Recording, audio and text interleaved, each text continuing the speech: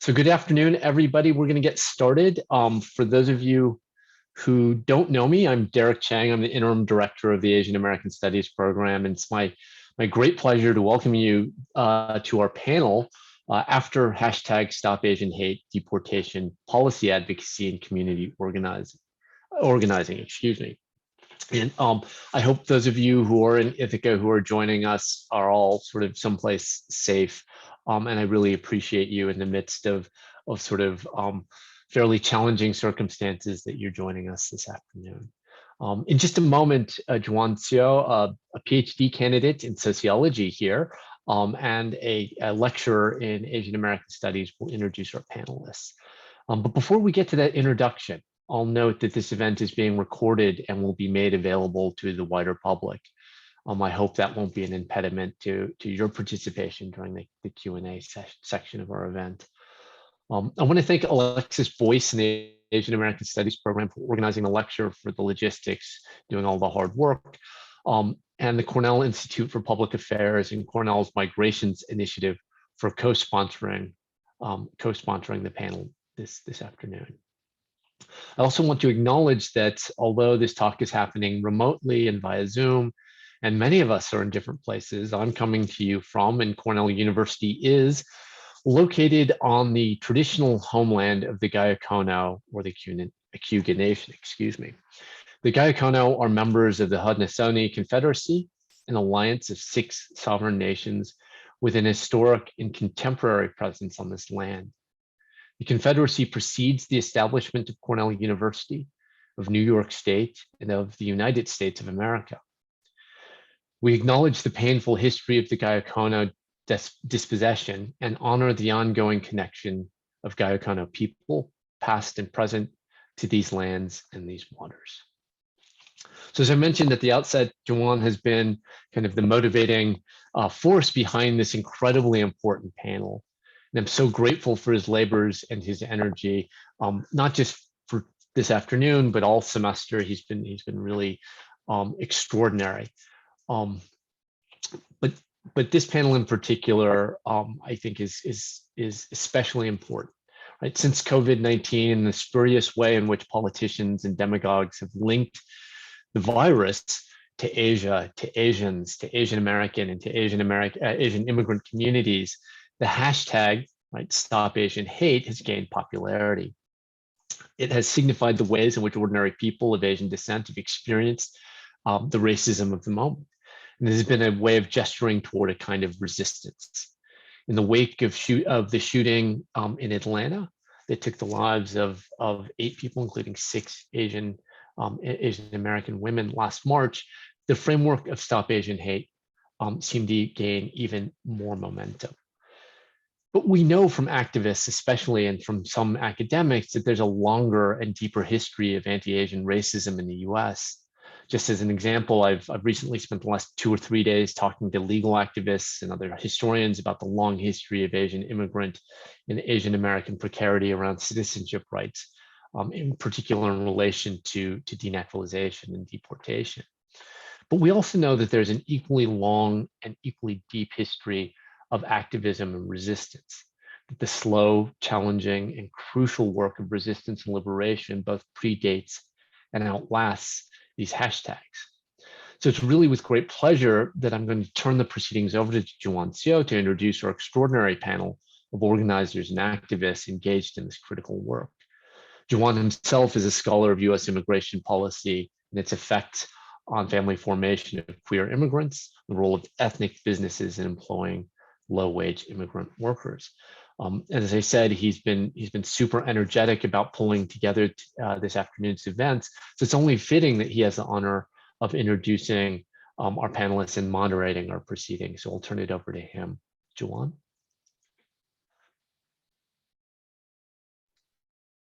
Thank you, Derek. And I'm so happy to have the opportunity to work with the panelists today. So let me quickly introduce the panelists to the audience, and then we can get started. I think, like Professor Chang mentioned, that this event is really exciting because we're in conversation with organizers who are typically not on college campuses, but I really wanted to center the knowledges and the work that organizers do This is, I think, really important because in each step of the way that we see activists, across domains at local, state, and federal levels, they provide direct support to impacted community members, bring attention to the needs of our communities to stakeholders and policymakers, and advocate for policy changes by reimagining our systems. And at each step of the way, we can find the labor and care shouldered by organizers who work with communities to advocate for policy change. And as academics and researchers, I think it's critical that we're in conversation with organizers who work on the ground with communities that we study and bring about change by centering care and hope. Their knowledges should also inform our thinking and research. So my hope is that today's conversation will help inform our academic discourses. I'm really excited to introduce this panel. Let me quickly introduce them, and then they're each going to give a short introduction to their work before we turn to the questions I prepared and from the audience. So audience members, please use the Q&A function to submit questions that you would want the panelists to answer, and then we'll go through them in the end. So first, we're joined by Shilpy Chatterjee, who has a bachelor's in law from the University of Delhi and started her career as a farmer and tribal rights activist and advocate. It gave her the invaluable chance to interact and learn from people from diverse backgrounds and challenges. Currently, she works with survivors of gender-based violence and actively engages in the movement on the whole. She believes that with every survivor aided, another step forward is taken to end the cycle of violence. And currently, she is the anti-violence manager at SAKHI. Next, we're joined by Ty Little, who's an abolitionist, organizer, movement mama, and community advocate from the Southeast. She is seeking an end to carceral colonial system by way of providing love, care, and resources to impacted communities. And last but not least, we're joined by Michelle Lang, who's a policy manager at the National Korean American Service and Education Consortium, NAKASEC, an Asian American organization organizing for racial, social, and economic justice with a focus on securing a pathway to citizenship for all 11 million undocumented folks, including those formerly or currently incarcerated. Lang was born and raised in the East Bay area before receiving her Bachelor's of Arts at Harvard College in History and Literature and Studies of Women, Gender, and Sexuality with a secondary in Ethnicity, Migration, and Race. So join me in welcoming the panel. I would like to have Ty, then Shilpy, and then Michelle share their work in introducing their organization to us. So Ty, please go ahead. Hi, everyone. Again, I am Ty Little. I go by she, them, her, hers. And I am on occupied Catawba land.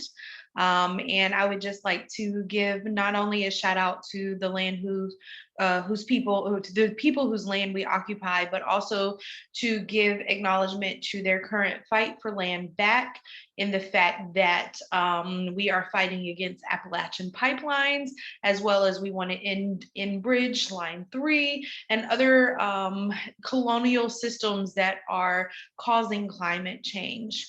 Here at SEAC Village, we are in Charlotte, North Carolina. We are in the Southeast, and we center, initially we centered Southeast Asian voices and did a lot of immigration naturalization work with them to be able to ensure that nobody was getting deported, and that we were working with the youth who were impacted heavily by carceral systems and by policing in schools and by the prison to deportation pipeline.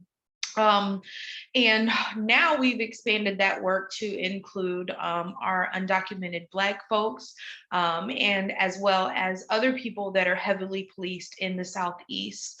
One of the most important things that we've done recently, as of last year, we were able to help bring down a Vietnamese person that was appointed by the Trump administration to be the head of ICE. We were able to get them to resign from their position after showing up and showing out with the support of not just Southeast Asian people, but Black folks, trans folks, queer folks, and everybody else here in the Southeast. And so shout out to everybody that holds down that work. Thank you all.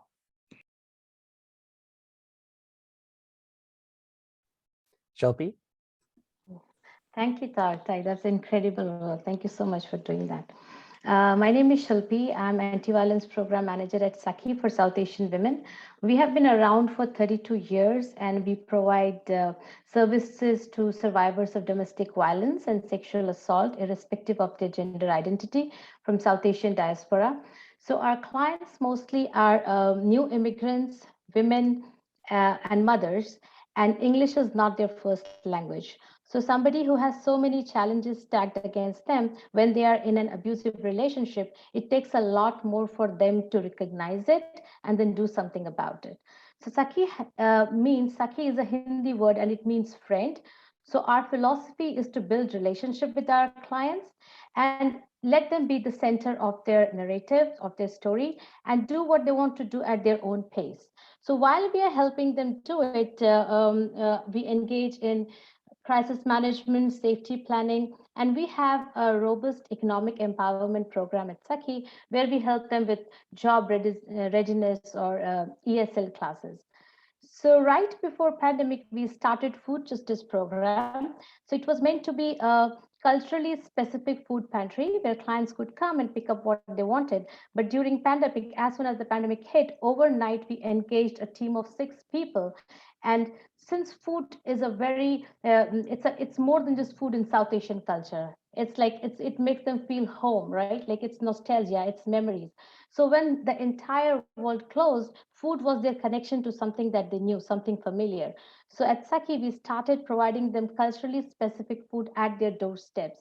So that's the philosophy at SAKHI, to build relationship, to build community. And I'm so proud of how far we have come and how we have this housing program now where we provide mothers and children with safe housing. So, and we have youth empowerment program where we provide counseling to children, and especially during pandemic when schools were closed, and it could be a safe space for so many of these children. So when the schools were closed, our work, it was amplified and we had to step up, and it was many hours of brainstorming and doing the best that we could, because pandemic changed a lot for the clients. I mean, they were not able to reach out to their case managers, to their advocates. So SAKHI was there for them through pandemic, and now that we see some light at the end of the tunnel, I can say that the worst is behind us and SAKHI stepped up for its clients. Thank you. Thank you. And Michelle? Hi, my name is Michelle. I'm with NACASEC, stands for the National Korean American Service and Education Consortium. And NACASEC was formed in 1994 when a bunch of local Korean American or community organizations came together and found the need for a national progressive voice. So to this day, we engage in campaigns and are keeping close contact with our affiliates, which are located in states such as California, Texas, New York, Pennsylvania, Illinois, basically anywhere with a growing Asian American community. And our local affiliates do everything from DACA renewal services to legal counseling, mental health counseling,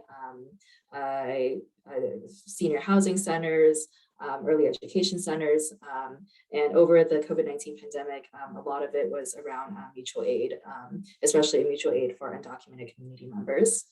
And at NACASEC, we engage in a variety of issues, but our main issue is what we call our Citizenship for All campaign. So that is mainly getting citizenship for all 11 million undocumented immigrants, including those who are formerly or currently incarcerated. And within this campaign, some events we've done in the past are the Home is Here March for DACA and TPS and Citizenship for All, where we marched for 18 days from New York to DC. And then we also engaged in a 100-day campaign at the beginning of this year, 2021, for Citizenship for All for the first 100 days of President Biden's administration, because he promised in the first 100 days that he would pass Citizenship for All, which he still hasn't done.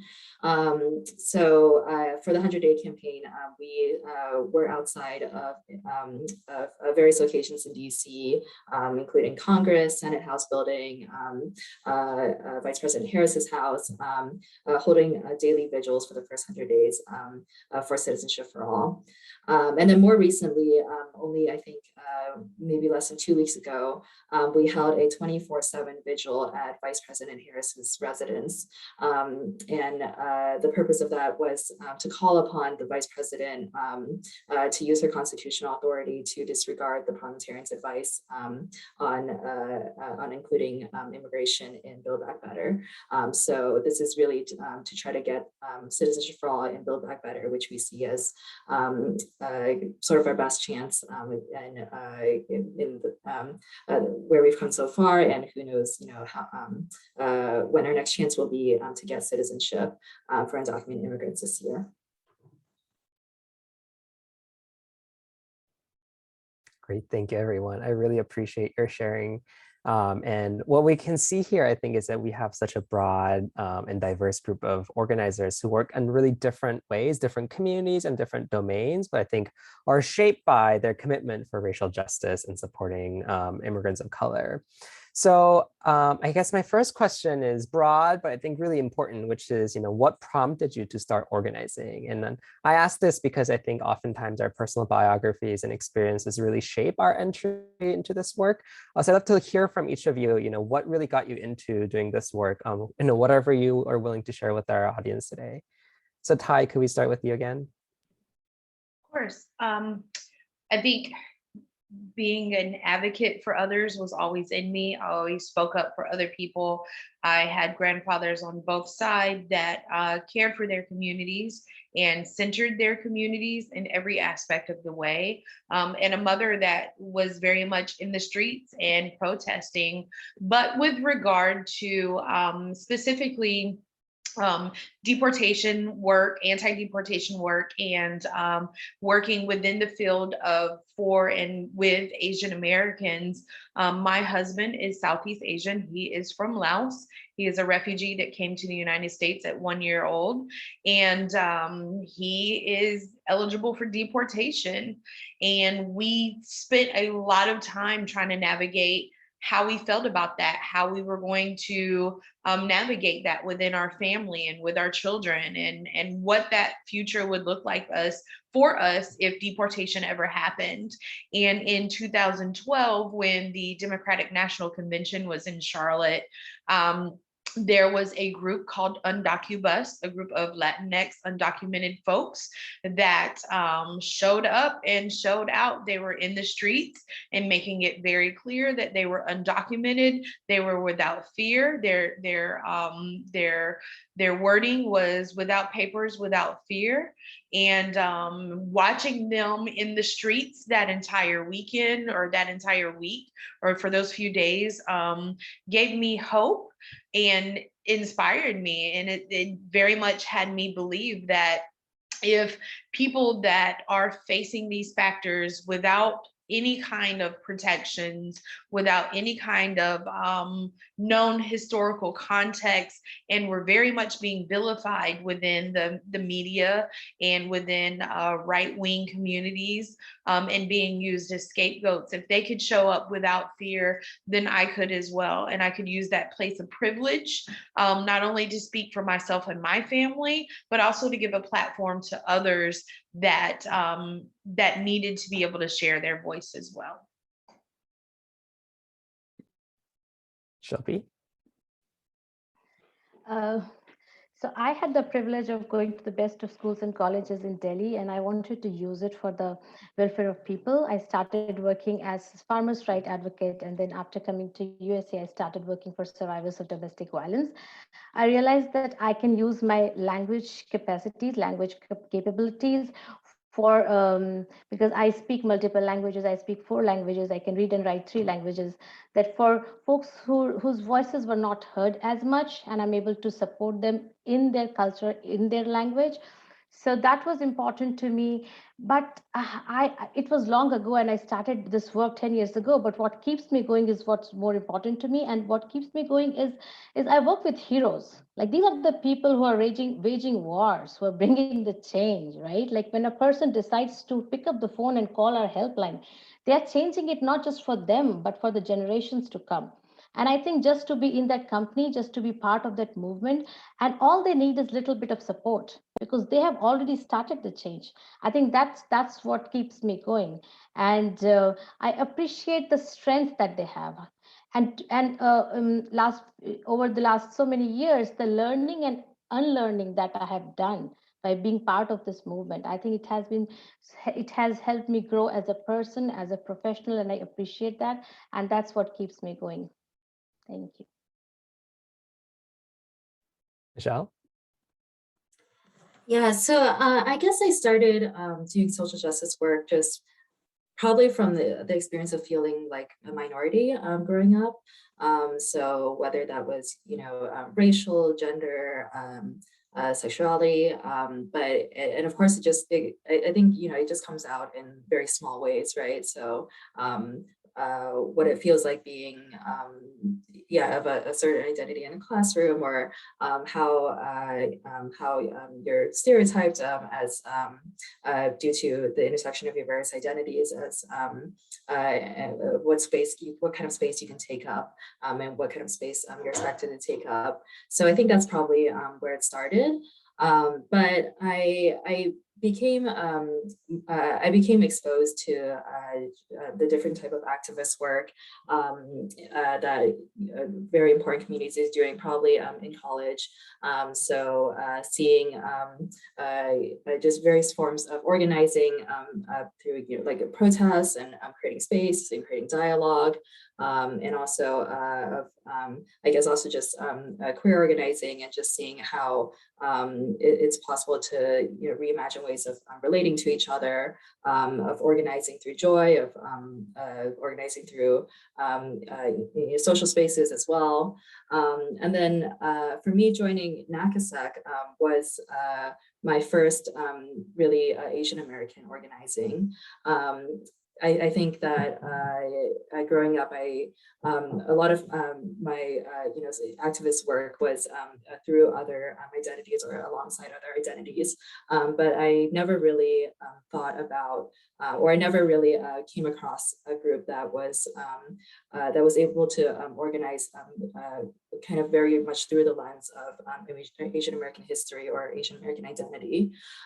So in joining NACASEC, a lot of just what I was looking for, and what I was able to experience was just organizing along other Asian Americans who come from a great variety of backgrounds, and also inspired by their own unique histories. So it's like with NACASEC being a Korean American organization, very much inspired by, NACASEC really dates back to Korean reunification and colonialism in Korea, and seeing how that also informs a current organizing today. Great, thank you, everyone. And I see a lot of commonalities throughout your experience and narratives. I really liked what you mentioned about learning and unlearning, and a lot of you seems to be reflecting on the privileges that a lot of us enjoy as people with education, but despite that, we also experience the challenges that a lot of people of color and immigrants and other folks face. And so I think that kind of intersection puts us in very unique positions. But I really appreciated what many of you also mentioned, which is that it's not that we are helping people, right? But we are empowering folks to make the decisions. And Shilpy, I really love that you referred to a lot of your clients as heroes, and in many ways they are, right? And that's not how oftentimes the mainstream discourse paints a lot of these communities or folks. I think that's really important to keep in mind, that we're not necessarily outsiders, or we're not kind of saviors, but we're working with communities. I want to think a little bit about anti-Asian racism. And I think oftentimes, at least what I've seen in mainstream discourse in the past couple of years, has been that a lot of the focus, at least in more educated circles, tends to be about interpersonal violence, which oftentimes I think ends up being about microaggressions. So I'm interested in thinking a little bit more about violence that shows up in structural ways, ways that are perhaps more difficult to locate or identify, but also, but nevertheless very pernicious, right? And can really harm communities and people in ways that aren't easy to identify. So I was wondering if you could each share a little bit about the ways in which you think anti-Asian racism shows up in your communities that you work with, and especially how that's intensified in the past couple of years. Ty, do you want to go first again? Sure. I think one of the things that makes Charlotte specifically unique is we have had such an influx of not just people, but of Asian Americans here in the past few years. I think one of the statistics that we looked at recently was saying that, and this was a rather old statistic, probably about 5 years old, was saying that we were getting 60 new people a day within the Charlotte city limits. And Charlotte at one point was, I think, number 3 in new Asian population showing up in the city. But not only that, historically, specifically in the Southeast Asian community, people that have been placed as refugees and as people that are new in communities are placed in community with Black people. They're placed in the same neighborhoods as Black people. And we are consistently pitted against one another, both through media and both through white supremacy. But that also shows up in ways through like gentrification, where we're fighting for homes, fighting for affordable living and affordable homes between one another and with other demographics as well. And when we do have a home that belongs to a family, that a family has paid for, they're often priced out of it. So that they're struggling to understand where they belong. They're struggling to understand where their community is going and what happens with that community. So housing is definitely one of the structural issues that we're facing here, but also policing in schools. When we have communities that are highly policed, they're mostly Black, Latinx, and Asian. Those police are also showing up in the schools. And that's leading to the school to prison to deportation pipeline, where we have people that are as young as 1st and 2nd grade that are ending up with police reports for small infractions in school, where the police are tracking them. The police are then putting them on gang databases because of whatever color they may wear or who they hang out with or who they're in community with, even if they're not in a gang. Those police are tracking them through the schools, arresting them, and using that information that they used while they were in the schools in an effort to be able to deportate them or to deport them. But additionally, you know, we are being targeted and pitted against one another in those communities where we're being told, oh, they're taking it away from you, or this other person, this other group is taking it away from you, when really we're in community together. We need to be building together and protecting one another. And those structural ways that white supremacy and colonialism has a way of showing up impacts both of our communities simultaneously, pits us against one another, and prevents us from seeing that our struggles are united, that our struggles are together, and that if we come together and realize these are our communities together, we can help uplift one another and our communities, but also we can stop it from being taken. Because between gentrification, us being labeled as things that we are not, being pulled out of schools, being pushed into prisons, being pushed into ICE databases, it's a lot. Michelle, do you want to go next? Sure, yeah. So I think a lot of our response to 2020 was really trying to draw the connections between the anti-Asian sentiment that is really in the media and deportations and refusal of belonging through denying citizenship, which is to say that they're all part of the same. So there of the 11 million undocumented immigrants, there's over 1.7 million undocumented Asian Americans, Chinese Americans, Korean Americans, Indian American, and many others. And also Southeast Asian communities are very much impacted by detentions and deportations. So that really goes into conversations about the need to defund and also abolish ICE and CBP. I think, like Joan was saying in the beginning, a lot of times these things are seen as separate. They're seen as microaggressions and person to person types of hatred and sentiment, and not a part of these much bigger structures. But I think, I mean, especially one event that really comes to mind is the murders of the Asian American women in Atlanta. I think that really showed just the so many systems that that undercut it. So the racism that was very clear, the misogyny that was also very prevalent in the targeting. And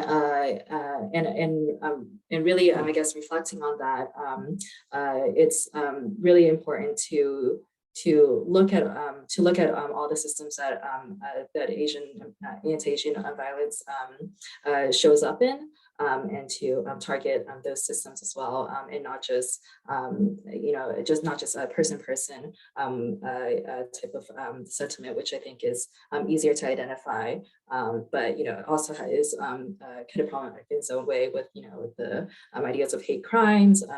There's a Stop Asian Hate bill that passed the House, I believe, by Representative Nine, but it was a lot of it was around hate crimes and criminalization.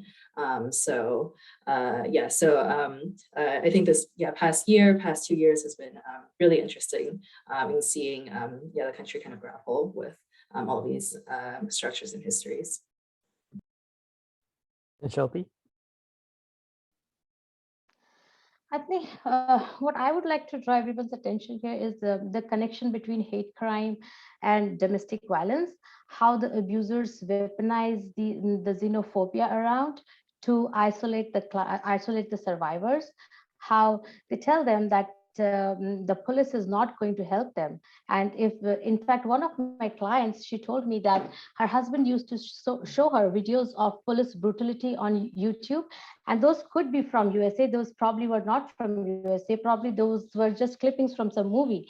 But he used to show it to her to tell her that if she reaches out to police for support, this is what they're going to do her, that this is how they're going to assault her. So she never reached out to police. Like even when she was outside and she could have, say, gone to the police officer and told them what was going on at home, she never felt that she could do it. But now when I think more deeply about it, that maybe there was reason for her to not do it. Maybe when she was out, the gazes that she was getting from the police officers were unfriendly. They were probably questioning how she looked or how she dressed, because she used to wear a hijab, and we know how Islamophobic people could be around us.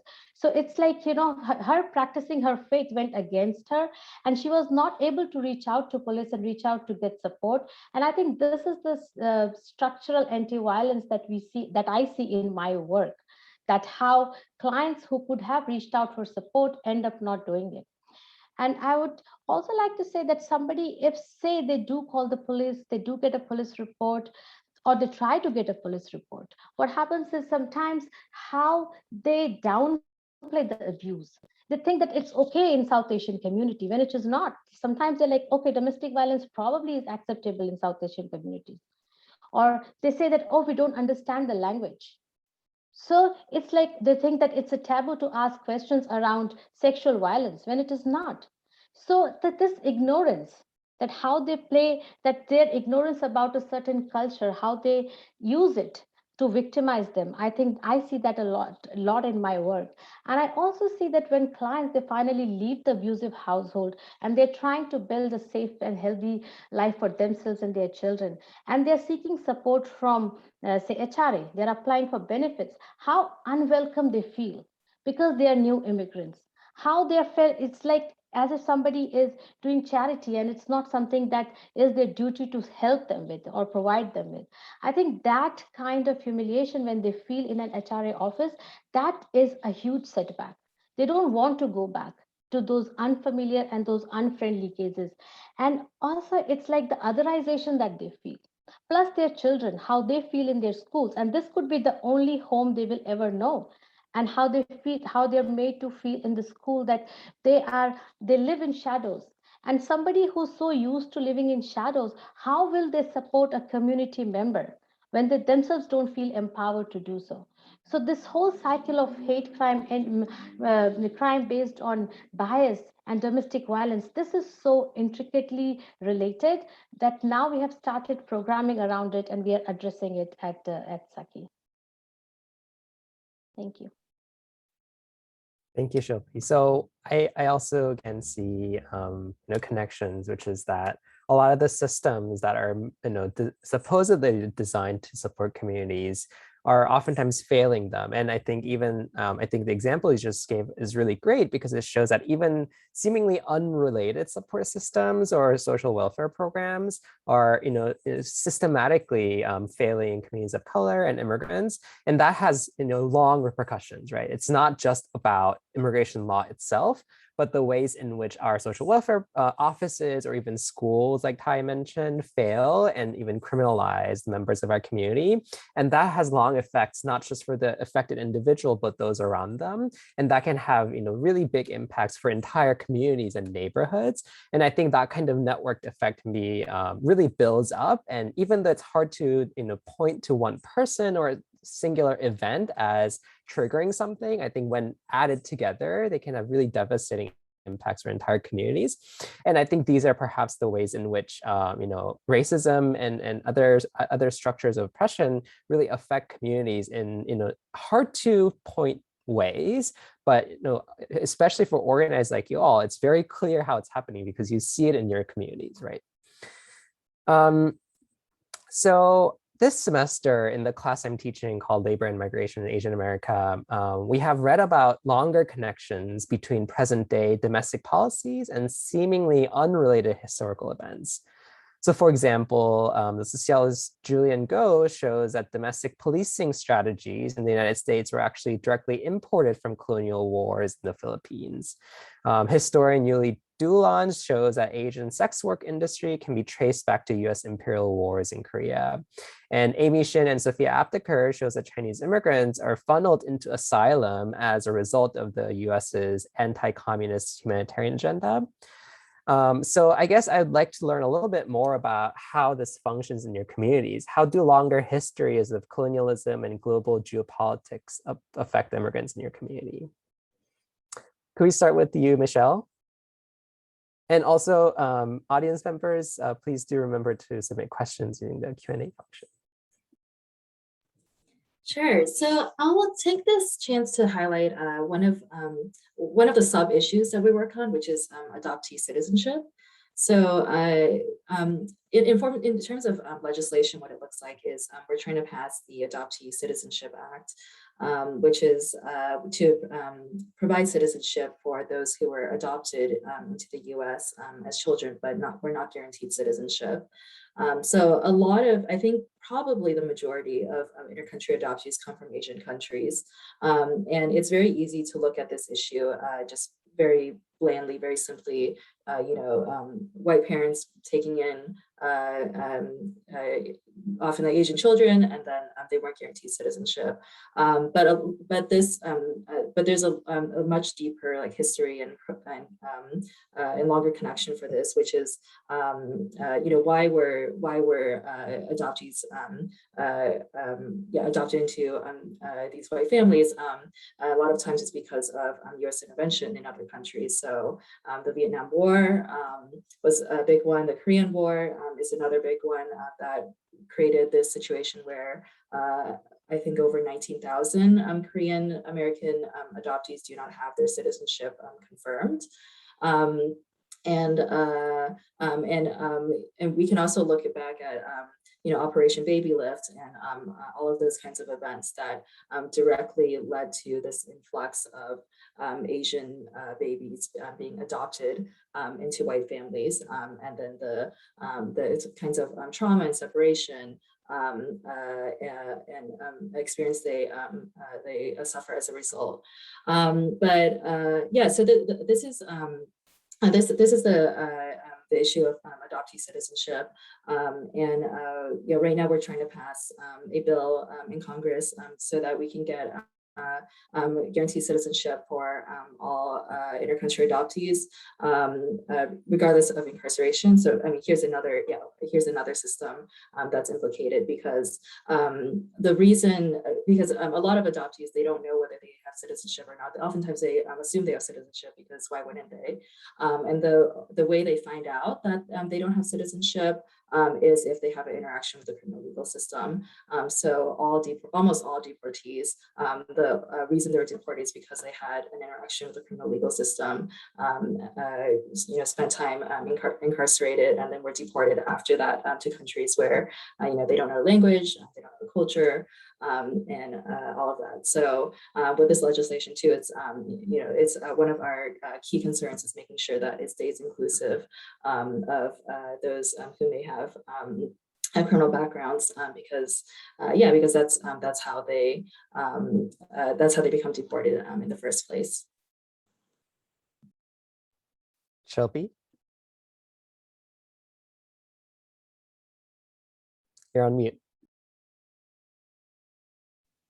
Yeah, what I can think of is the dowry system. Like,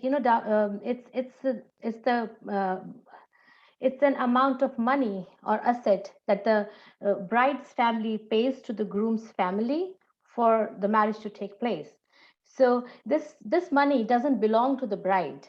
It belongs to the groom's family. So South Asia always had this custom of stridhan, where the bride's family and the groom's family would give something to the girl, and that would be her property, that would be her contingency fund. But with British colonialism, this changed from stridhan to dowry system. And the dowry system is the reason of a lot of evil in South Asian society. Female feticide, women not getting education, that all goes back to dowry system. Because if they spend on a girl's education, they won't be able to save money to give to the groom's family at the time of the wedding. So all these things, I think, also leads to domestic violence, because if the family demanded certain amount and they don't get it, and if they still go ahead with the wedding, with the marriage, then they torture the girl after the marriage, like to bring that money from her home. And another thing is that if the family moves to USA, they would still want that money, but now the exchange value of rupee is not as much as dollar, right? Like they couldn't be able to pay it in dollars, and then a lot happens because of them not being able to pay the dowry. And also during immigration, when I'm writing an affidavit as an advocate, as a social worker, when I'm trying to trace the abuse back to the domestic violence, which happened back to dowry, and I'm telling them that there was some amount of money that needed to be given to the boy's family, then they question it, because then it's like not a good faith marriage. Then why would you pay the boy's family for immigration? Then you are marrying for the green card. Then you have to tell them about the custom that this happens there, and it is an evil social practice, but it's still happening. And I mean, a lot of scholars, we trace it back to British colonialism. Thank you. And Ty? Thank you both for those important pieces of information. I think one of the most important things to realize is that historical context is key. When we're looking at any situation, we need to look at the past. And to tie into what everyone else said, when we look at how colonialism has impacted us, one of the most important things that we need to remember is how they profited off of all of us. How in chattel slavery, they made money from us, from our labor, something that they still do. They make money from being able to extract our resources, something that they still do. And they make money off of just our bodies being able to be property, something that they still do. It brings me to mind of a Lao man that is here in Charlotte that was in Etowah detention in Alabama for 12 years, simply because somebody wouldn't sign for him, because they assumed that he didn't have family. And he was in a for-profit facility where the sheriff is able to take home whatever money is left off from the food budget and buy beach houses with, simply because they assumed that that man didn't have family. That's somebody that my own husband was in detention with twice. We were able to get him out When we look at historical references here in the South, and about how slavery and how Black folks were impacted by being considered monetary pieces, subjects to make money off of, that's something that is still happening. Here in the South, detention rates are higher than they are within ICE facilities anywhere else in the nation. Our deportation rates are higher than they are anywhere else in the nation. And that's after they imprison us in for-profit prisons to make money off of us being in beds. They make contracts with these facilities to ensure that those facilities are going to be being filled up. And they do so by ensuring that we're put on gang databases, by ensuring that we have records at schools, all of the things that we've talked about before. But all of those things funnel us into these systems that look just like chattel slavery, that look just like them being able to use us for our resources, that look just like them being able to use us for our labor, all of which are happening now.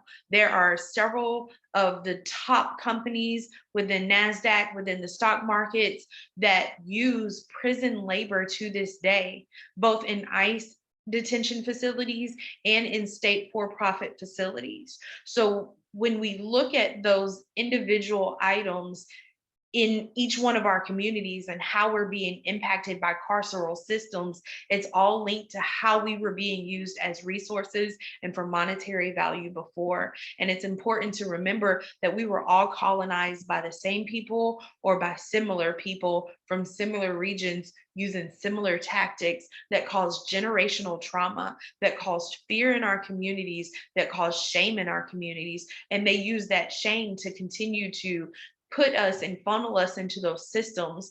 We showed up recently for court support for an individual. We came into the court almost 20 deep for their sentencing, and the white judge said to them, it's not often that Asian folks show up like this, because once you get in trouble, you're ours. And gave him a less sentence simply because we showed up for him. And so it's important to remember that we have to show up for one another. We have to love one another. We have to break those generational traumas of being used as property and as monetary value, because that is how that carceral system is still impacting us today.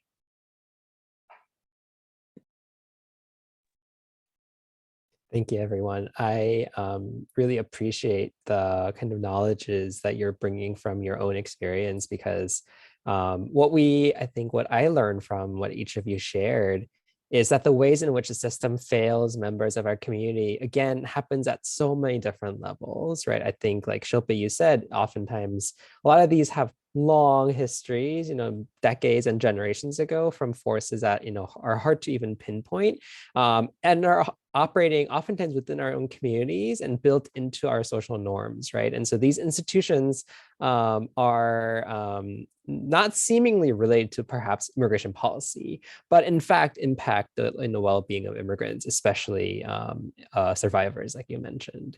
And then, it goes up from there, right? And so, like Ty, you're talking about really large systems, even economies and companies that are profiting. And, again, not clear connections, but when we put the pieces together, oftentimes they're operating in the same way of hurting our communities.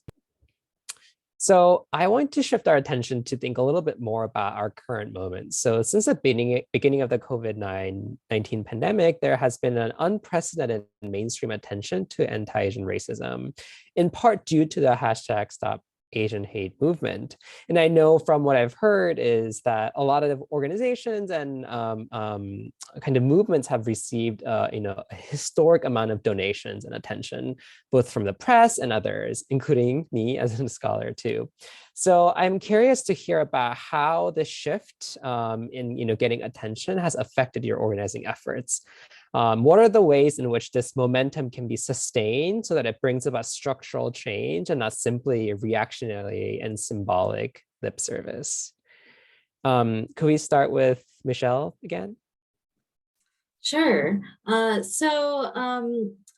think, kind of like I was referencing earlier, making sure that the action that's being taken goes beyond, for example, the bill to address Asian hate crimes, like going beyond that and seeing what else can be done. So, for example, something we worked on was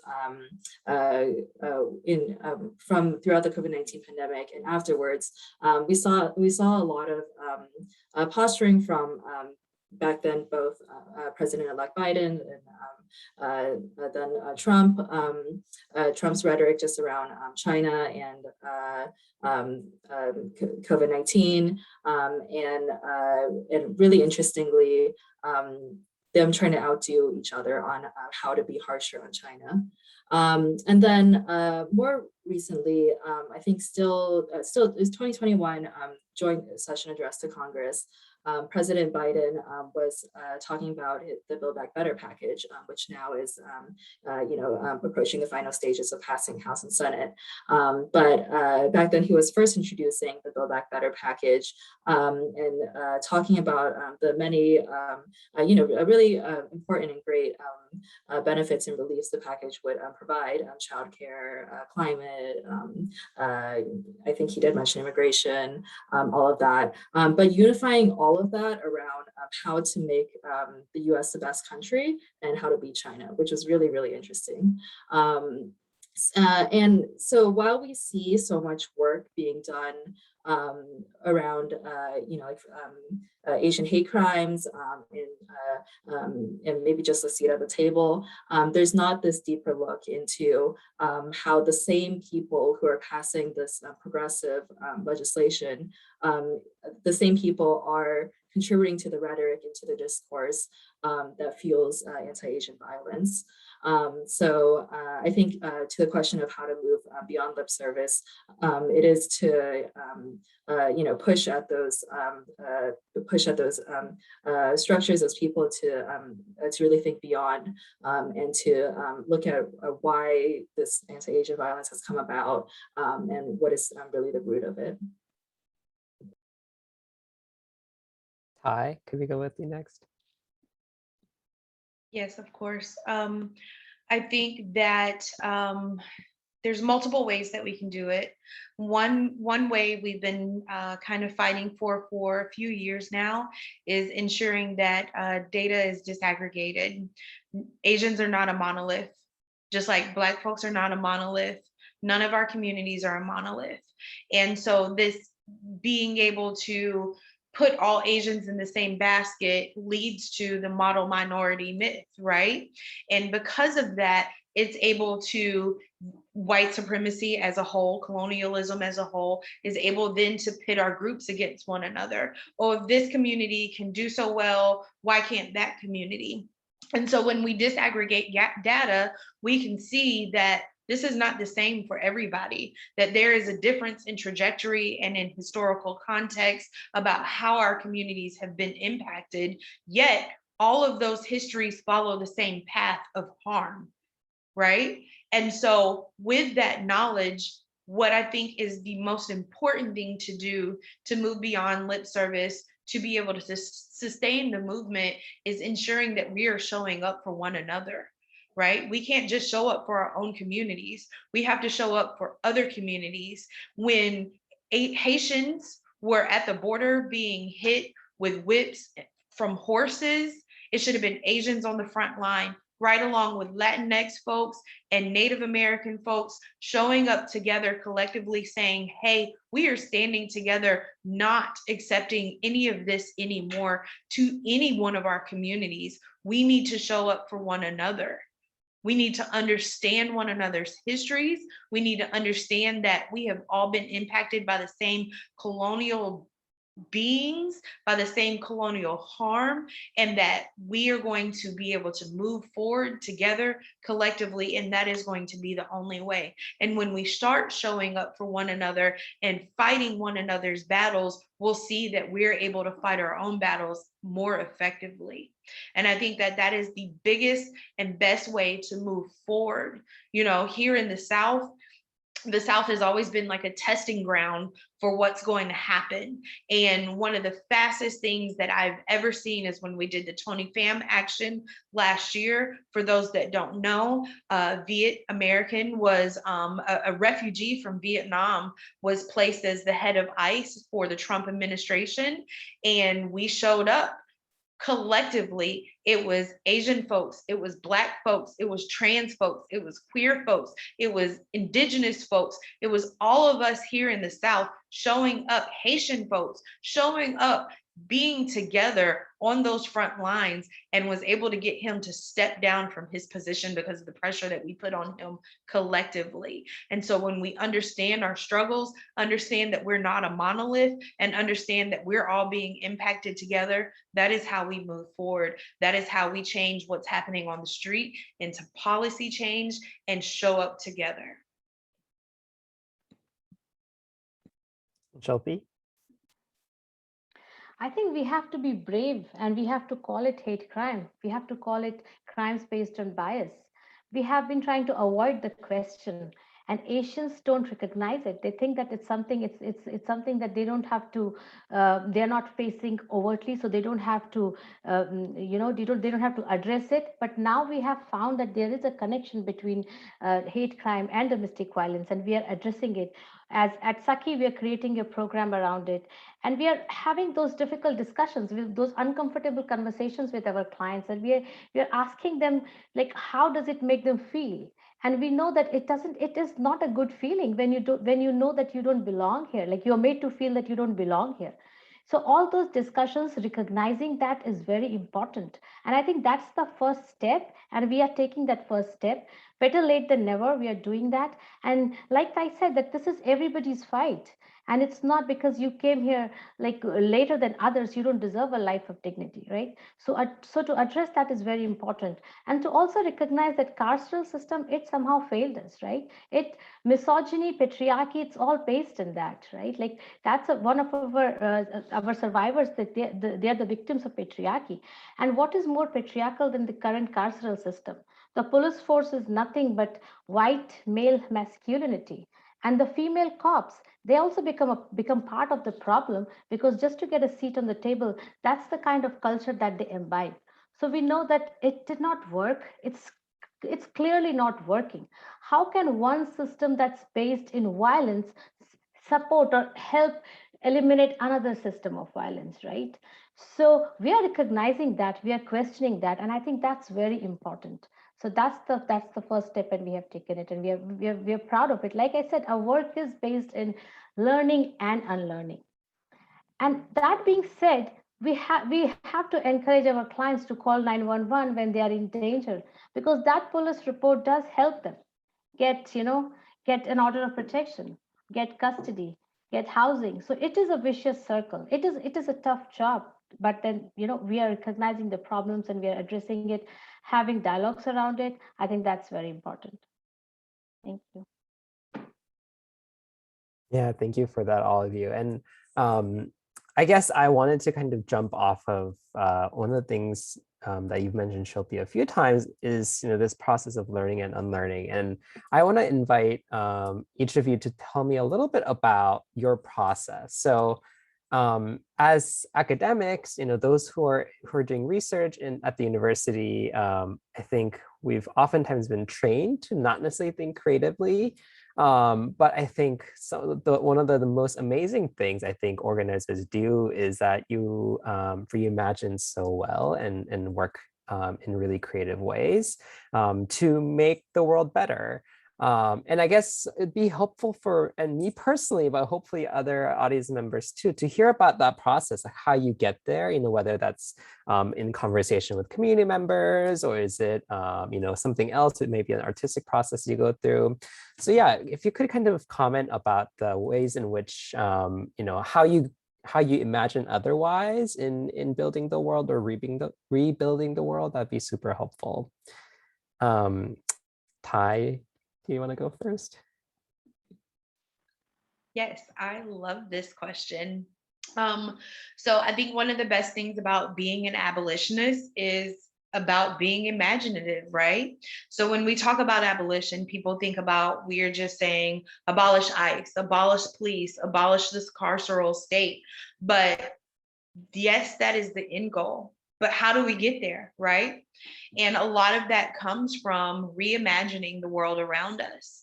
I think it's important for us to remember that abolition is rooted in love. Love for ourselves and love for our community, love for the world around us, love for the environment around us, because that's the world that sustains us. And so my own personal experience, one of the best ways to do that is by connecting with people, not being afraid to speak with people that are different than you, not being afraid to share a meal that is something that you may not be comfortable eating in your own home, but trying it just out of respect for the people that made it for you. I spent this morning at the Buddhist temple with my mother-in-law that turned 80, with people who do not share the same language as me, but we shared a meal. We shared a moment. And with that, we built respect with one another. You know, when we see people that are in hurt and harm in our community, be it a person that is houseless, be it a person that's having a mental health crisis, be it a person that's going through a domestic violence issue, you know, we need to ask ourselves, what do they need? That's where mutual aid comes in. That's where mutual respect comes in for one another. Having those conversations and not being afraid to ask somebody, what is it that you need in this moment? What can help you in this moment to help you build? If you had the things that you needed to have a warm roof over your head at night and food in your belly at night, would you go out and rob somebody? Would you go out and cause harm to somebody? Right? So how do we show up for one another? We provide things to one another. And that's not a new system. That's not imaginative. What that is really doing is us returning to our roots. When we were all indigenous to our lands, we took care of one another. When we were all not living in big cities and societies where we were taught to take care of yourself and be individualistic, we took care of one another. We made sure that our needs were met. We made sure that everybody ate. We made sure that people had housing. We showed up for one another. We had conversations with one another, and we did so out of love, not out of anger, not out of hatred, not out of what can I get from them? How are they serving me? Those are things that we were taught through colonialism, through carceral states. And so when we return to our foundations and our roots of love and respect, that is the best way that we can care for our communities, and that we can build this work from the ground up. So again, when we talk about abolition, when we talk about ending these systems of harm, it's not just that end goal of we're going to end it. It's what do we do? Abolition is a state of doing. How do we show up for one another? And not just the people that look like us and speak the same language as us, but those that are in community with us. Thank you, everyone. Shilpy, do you want to go next? I think for me, it's like being part of the movement, being there for the long haul. I think not expecting immediate results, not coming in with the savior complex. And because that's the problem, when people come in and they want to see the results then and there, and if they don't get that, then they back out. Then they think there's a problem with the approach. When the truth is that this wasn't that simple. It never was, and it's never going to be. Let's build that relationship together. Let's fight the good fight together. And then we'll see along the way what we need to change, how we need to change, and let's do it together. And I think that's so important, because that's how it's intergenerational, right? It's not going to change overnight. It's intergenerational. So it's going to take some time. Be patient, be there for each other, and show up. And show up again and again and again. And I think that's once we try to do that through dynamic campaigns, through strategies, then we can change policies at institutional level. But we have to be there for each other and show up for each other. I think that's all I can say. Thank you. And Michelle, how do you do that in your policy capacity? Yeah, those are such amazing answers. But I guess what I can contribute is, I mean, I think with, I think some things I've learned at NACASEC is one, centering impacted voices. And something I was really amazed by is at all of our protests, our marches, with the march from New York to DC, outside of ICE's headquarters, impacted people are singing and dancing and playing the drums and playing K-pop, playing just like dancing. It's like they're like holding it. It's like they're having like a club basically outside of ICE. And something that's interesting is that we have new undocumented people visit us and come by, and then I remember one person said, they're so confused why people were dancing because they're so full of rage.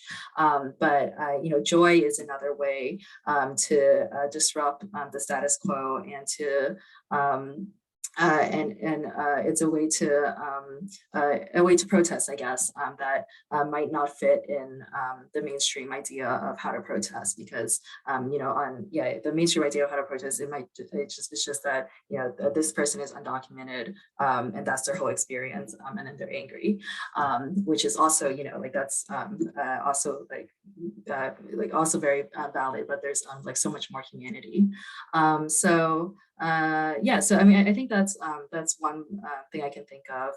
Another thing I can think of is, and I guess maybe this is, another thing is like what you're fighting for, basically. So, and I think in some ways, I think academia does do this really well in terms of just articulating just the utmost to imagine for. But with this whole citizenship fight, there's been so many negotiations amongst ourselves, amongst Congress, of who are we trying to get citizenship for? Is it just DACA? Is it TPS? Is it essential workers? Is it people who came here after 2010? Is it people who came before 2010?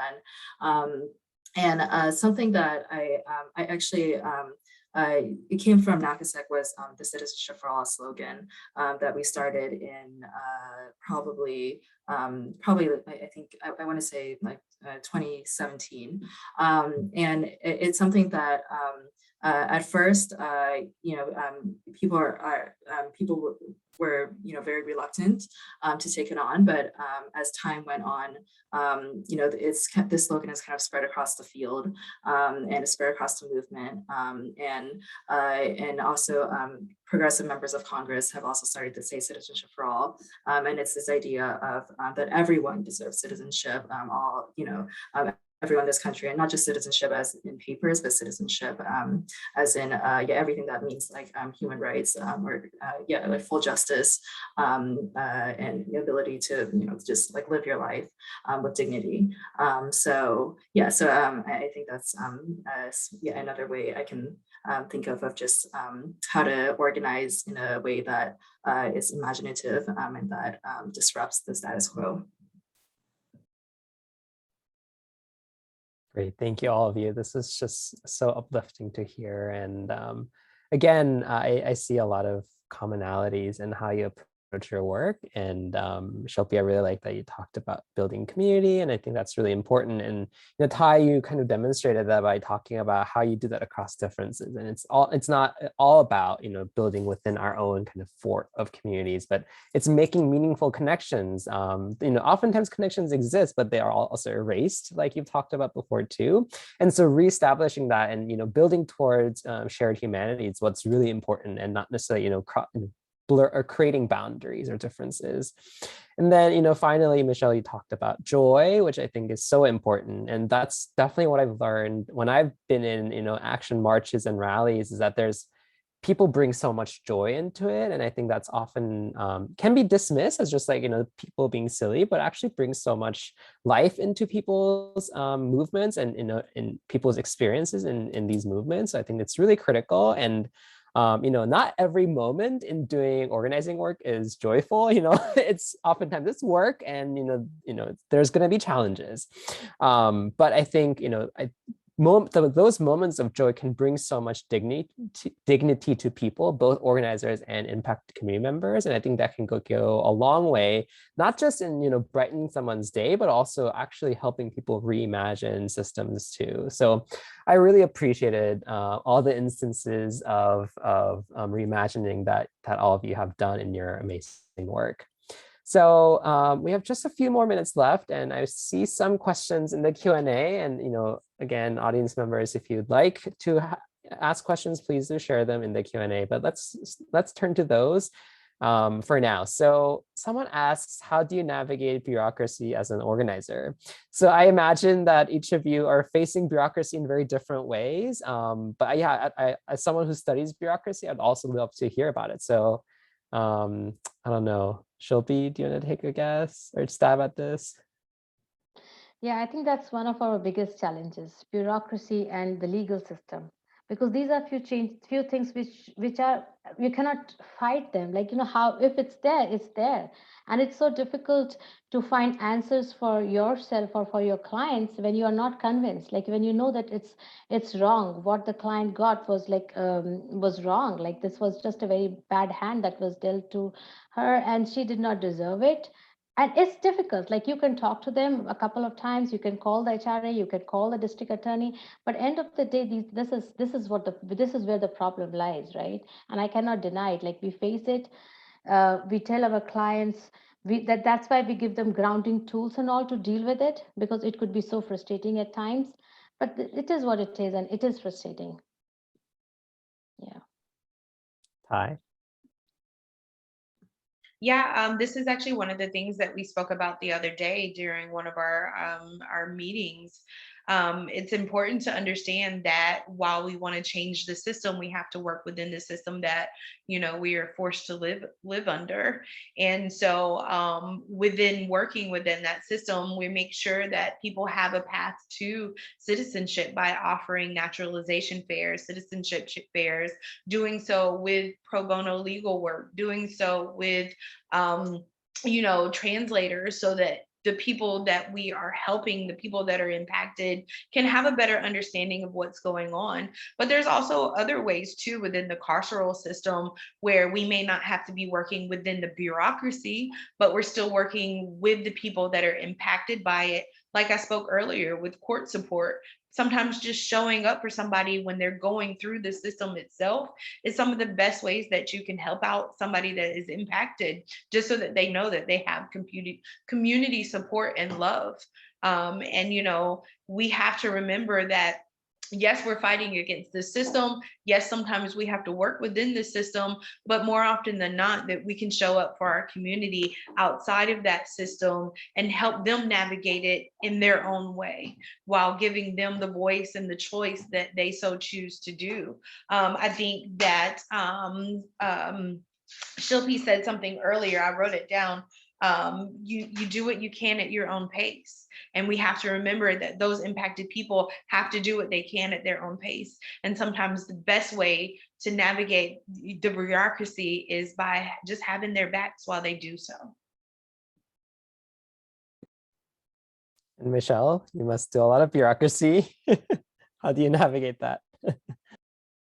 Yeah, so I think one of the issues that NACASEC faces a lot is just how much do we stay with the system and how much do we push back against the system? And it's really it's really enlightening being in coalition with a lot of different immigrant organizations, because each one is kind of at a different point in the spectrum of how to stay in the system. And from organizations that are in close relationship with the White House and are so afraid to break that relationship, and that's a priority to maintain that relationship, to others who might push back more, protest more, etc. But it's definitely something that is a question that comes up a lot, because we're kind of in this space where we do both of that work. So, earlier this year, there's a member of Congress that has been pretty supportive to the Asian American community, and who we've met with a lot. But in one of the meetings that we convened with her, one of our organizers, from her, the bottom of her heart, and really decided that it was it was a moment. She was not. It was a moment to really push back and to make the member of Congress really grapple with the realities of her personal experience of her undocumented experience, and I guess that kind of disrupted that relationship with the member of Congress. But it's I think this question is interesting because at NACASEC, I think we encounter that question a lot with just like what strategy are we choosing to take. I think what kind of just like what we try to just remember is the ultimate goal, right, is like in our case, our ultimate goal is just attaining citizenship. So what is the strategy we need to get there? But bureaucracy is very real, and the choices that you make in navigating that, there's so many ways, I guess, but I guess the bottom line is just remembering the purpose of what you're doing.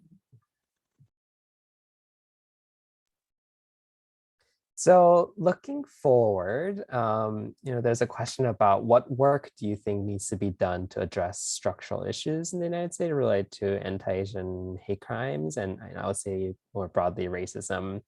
And I guess, I want to kind of tack onto that question too, especially for, our audience members who might be younger or new to this kind of organizing work. How do they contribute to bring about racial justice that doesn't necessarily replicate existing efforts and instead kind of build on it? So what are the ways in which, especially in what you see in your communities, in which things can be done for kind of newer people joining the movement by supporting existing efforts instead of kind of duplicating it? Shilpy, can we go with you first? Sure. So like I said, be bold, name it, demand answers, demand change. And celebrate yourself, celebrate the difference. Like there is one standard of dressing up, one standard, Western standard of dressing up, Western standard of looking. I think we have to say no to that. Be comfortable in your skin. I think that's very important. See and be comfortable being seen as yourself. That makes space in the room for yourself. I think that's very important. And that's the kind of conversation and dialogue we are having with our clients. Ty? So I know part of the question is about, what can we do moving forward so that we're not replicating things in the past? And I think it's important that we do take into account historical context. When we look at a lot of the videos that were shared for the Stop Asian Hate hashtag and that were pushed out in media, a lot of it was Black people that were mentally ill that were causing the harm to elder Asian folks, right? But statistically, it was typically cis white males that were causing the majority of the harm, but that wasn't shown in the media. And when you look at newspapers of the past during like the Chinese Exclusion Act, and while Chinese people were, in San Francisco and building, their communities, and during Japanese internment camps, when white people wanted to take over the neighborhoods of the newly returned people from internment camps that were also in shared community with Black folks, what they did was pitted Asian and Black folks against one another. And so what I've seen again throughout the Stop Asian Hate movement is that same tactic being used, when the reality is it is typically cis white males that are impacting this harm. And so one of the most important ways, and I keep reiterating this, is for us to open up our communities to one another so that we are battling that misinformation head on. If we share our cultures, share our food, have conversations with our elders about what the reality really is, as opposed to what the misconception is and the stereotypes that we're being fed, that is one of the best ways, without having to do something new or reinvent the wheel, just by opening our hearts, not necessarily our homes. I mean, you know, it's our private homes, but our communities, our community centers, our youth group. The fact that it was Sudanese, Haitian, Black, Asian, and not just Asian, but we're talking about Montagnard, Jedi, Vietnamese, all of these small communities, Burmese communities, being able to see firsthand, hey, this person isn't the stereotype that I've been taught. That is the best way that we can impact that change, and that we can fight Asian hate crimes, and by being honest about what it is that we're really seeing, because statistics and what we're being shown are not the same, and we have to protect one another against that misinformation. Michelle? Yeah, I agree with everything that everyone said. And I don't have much to add, but yeah, just making sure to, when you encounter an issue, slowing down and not just, you know, starting a campaign right away, but, you know, taking the time to learn from other people who have been doing this work longer, to, as everyone else said, to, you know, reach out to other communities.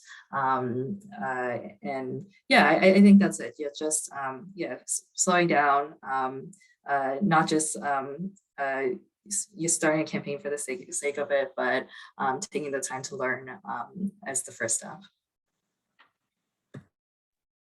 Yeah, we all have to be students of history because history repeats itself.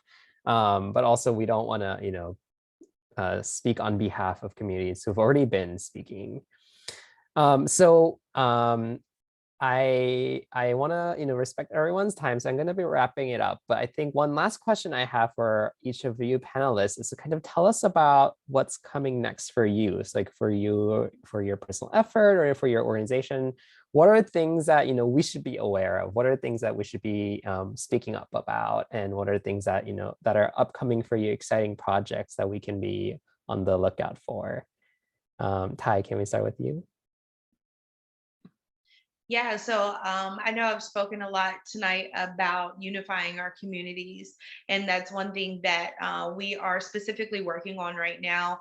SEAC Village initially started as Southeast Asian Coalition, and because of how we've been able to unify our communities through the youth organization, through the youth group, and through just the work in our community itself, we have now transitioned to SEAC Village to be able to honor all of the communities that we are impacting.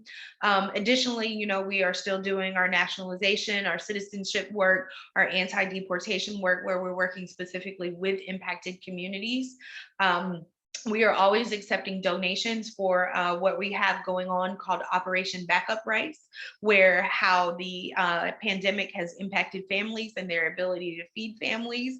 We're providing food staples, bags of rice, things along those lines to communities or to families in need here in our own community. And additionally, if you check out our Facebook page, SEAC Village, and our Instagram page, we have a few campaigns going on for specific impacted individuals that are facing deportation or have already faced deportation. And we are continuing to care for not only them, but their families as well. Shilpy? So, I mean, my organization is called SAKHI for South Asian Women, but we are not serving only women survivors of domestic violence and sexual assault. We are opening services to all gender identities, and I think that's very important because this is not a fight that can be fought alone. We need to open, we need more allies, we need more supporters in this, and the movement will only get stronger if it is against patriarchy and it's not against men or, you know, a certain gender. So we are working on that. We are getting trained. We have male survivors, we are supporting each other through this, and I think we are seeing the result, because this is more than what our eyes can see. This is intergenerational, this is historical, this is colonialism. Everything has been a reason for domestic violence being looking the way it does today, and we cannot, it is a multi-layered approach and a multi-layered fight, and we are opening ourselves to it, and we are very excited. Thanks. Michelle? Yeah, so we're actually in a really critical crunch time. We're trying to get citizenship in Build Back Better, even though the chance, the odds are looking lower and lower every day.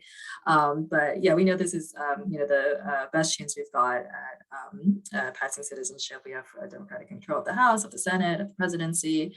Things are going to flip probably next year. Yeah, this is the best chance we've had in decades. So yeah, to pass citizenship and Build Back Better. Some actions that people can take are, I can put some links in the chat, but first of all, we're trying to really demand moderate Democrats right now. So we have a petition that I just put in the chat that everyone can sign, and once you sign it, then it hits all the moderate Democratic offices. So yeah, let's blast the moderate Democrat offices. I also put, if you have a Twitter, here is a toolkit for a Twitter storm. So there's tweets, sample tweets, click to tweets that you can do for again, leadership like Schumer, Pelosi, the president, and also some of the moderates. And then NACASEC does weekly phone dogging sessions. So we took this term from bird dogging, but phone dogging, especially over the pandemic. So every week we get together on Zoom with staff and community. We make calls to Congress members, congressional offices about this. And our targets change every week based on kind of what is happening at the moment. So I put a link there. It's a form that you can fill out if you want to join our weekly phone dogging sessions. But yeah, overall, you can check us out at NACASEC. We have Facebook, Twitter, Instagram, all of that. Yeah, if you have any questions too, I can also put my email in the chat. Great. Thank you, everyone. You are all doing amazing work, and I'm so happy that we heard from each of you. And, not only are you doing good work, but doing really different work. So I think it's really helpful to hear about all the different ways in which we can be organizing and providing support to our communities. So thank you again, everyone. And the audience members, thank you for joining. I know today is a really hectic day, especially after the weekend. So I really appreciate everyone showing up to this event. So please join us again for future Asian American Studies programming. But in the meantime, please stay safe, and thanks for joining. Have a good evening. Thanks so much. Thank